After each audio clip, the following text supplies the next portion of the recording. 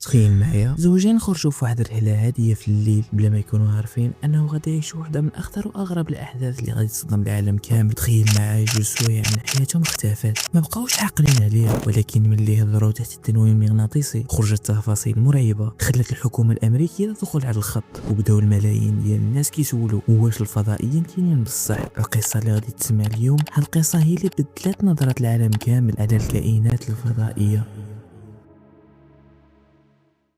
لكن قبل ما نبداو ما تنساش تخلي واحد لايك باش تدعم المحتوى وتابونو وتفعل الجرس. نبداو.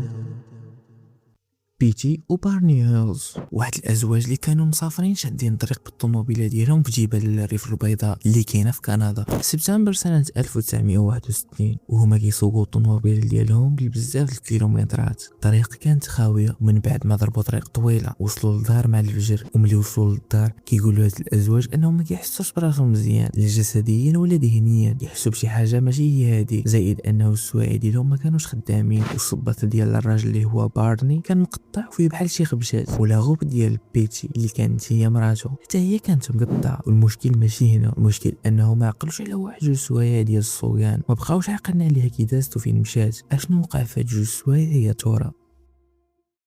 بداو كيفكروا اشنو غادي يديروا، وهما يقرروا انهم يمشيو عند طبيب نفسي يديروا عنده التنويم المغناطيسي باش يعرفوا اشنو وقع لهم في ديك جوج سوايع. وهنا يلا غادي تبدا عندنا القصه اللي غادي تكون بلسان الازواج وهما منومين مغناطيسيا. من بعد ما دار الطبيب النفسي التنويم المغناطيسي على بيتي كتقول انه شدونا واحد الكائنات رماديه وعينيهم كبار ودخلونا المركبه الفضائيه ديالهم وداروا لهم واحد التجارب. هاد الكائنات فحصونا ومن بعد داروا لنا بزاف ديال التجارب، ومن بعد مسحوا لينا الذاكره. نعاود نذكركم انه هاد الهضره قالتها وهي منومه مغناطيسيا، وكاملين كنعرفوا التنويم المغناطيسي، وإلا ما كنتيش كتعرفوا هو علاج طبي بين قوسين كيتستعمل باش يرجعوا الذاكره المفقوده ديال الانسان. يعني الا كان شي شخص نسى شي حاجه ولا مشات ليه الذاكره يديروا له التنويم المغناطيسي باش يحاولوا يجبدوا منه المعلومات اللي باغيين. تخيل معايا غير هاد الهضره البسيطه اللي قالت بيتي خلات الحكومه والدوله ديالهم تلقات واحد البحث ديال القوات الجويه، وهذا التحقيق كان جزء لواحد المشروع سري واللي سميتو بلو بوك بروجيكت. هذا المشروع بطبيعه الحال كيحققوا فيه على هذوك الاجسام الطائره، الاجسام الغير المعروفه بحال الالينز. هذا المشروع دار غير باش يبحثوا في هذا التخربيق كامل. الحكومه بطبيعه الحال كتقلب وكتبحث هذا الشيء، الصحافه والناس بطبيعه الحال ساقوا الاخبار، وهنا بداو كيطرحوا جوج ديال الافكار. الفكره الاولى انه بيتي راجلها بصح جوا واحد التجربه مع الالينز، والفكره الثانيه ان هاد الناس حمق ولا ما نعسوش مزيان ولا كانوا واكلين شي دروغ ولا شي لعبه وجاو طالقينها علينا هنايا اش من الينز ولا فضائيين.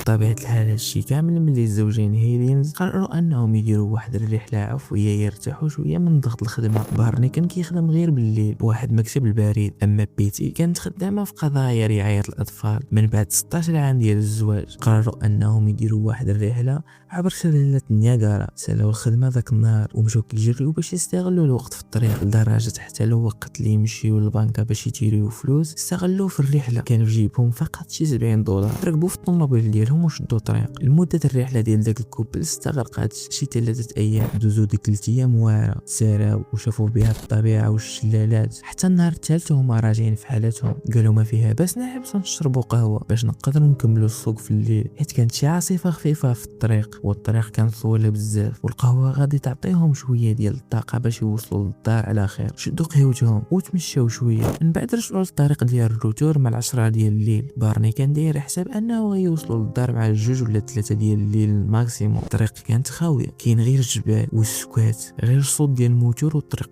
قدامهم. حتى في واحد اللحظه بيتي شاف واحد الضوء السما، ضوء غريب ماشي بحال النجوم ماشي بحال الطيارات، مره كيبان بعيد ومره كيبان قريب ومره كيبقى كيلمع. بارني بحكم انه كانت عنده تجربه في الحرب العالميه الثانيه وكان خدام في مراقبه الطيارات، حاول يبقى هادئ باش تهدن مراته وقال ليها راه غير قمر صناعي ولا شي طياره بعيده ما تخافيش. ولكن المشكل ان ذاك الضوء ما بقاش ثابت، كان كيدور في الطريق، كيدوروا لليمين كيتبعوهم، كيضروا لليسار كيتبعهم، وحتى ملي كيدوزو ما بين الجبال باش يختفي عليهم كان كيبان الجهه الاخرى وكانه عارف فين غاديين. هنا بدا كيدخلهم الشك.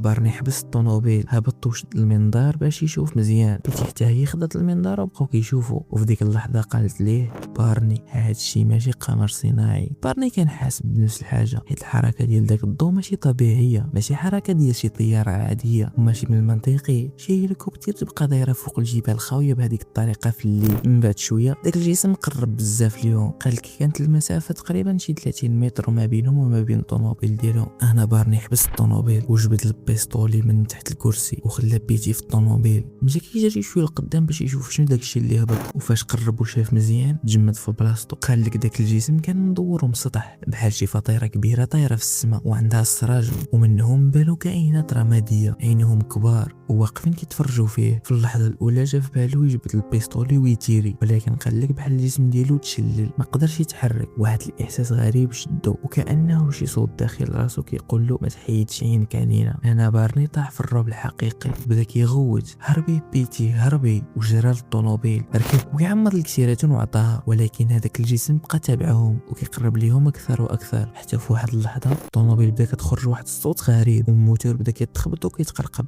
ومن تما كلشي تقطع. الصمت، السكون والظلام. من بعد لقاو راسهم قدام الدار ديالهم، ولكن كانت دازت 2 سوايع كامله ما عاقلينش عليها نهائيا. بارني كان مرهق وبيتي حتى هي الحوايج ديالهم مخبشين، والصباط ديال بارني مقطع، وحتى السوايع ديالهم كانوا حابسين. وهنا بداو كيشكوا انه شي حاجه خطيره وقعت لهم اليوم، وهذا الشيء اللي خلاهم يمشيو عند الطبيب النفسي ويديروا التنويم المغناطيسي. وهنا غادي تبدا اخر مرحله في قصه بيتي وبارني هيلز. في التنويم المغناطيسي كل واحد فيكم بدا كيرجع الذكريات اللي كانوا عندهم مدفونين في راسو، وهاد الذكريات كانت مرعبه بزاف. بيتي قالت انهم من بعد ما قربت من عندهم هذيك المركبه الفضائيه حست براسها ضايخه، ومن بعد غابت على الوعي ملي فاقت لقات راسها داخل واحد البلاصه بيضاء مضوي بضوء قوي نازل من فوق السقف. الكائنات الفضائيه كانوا دايرين بها من كل جهه. قالت بلي فرقوا بينها وبين بارني، كل واحد داروا الغرفه بوحده.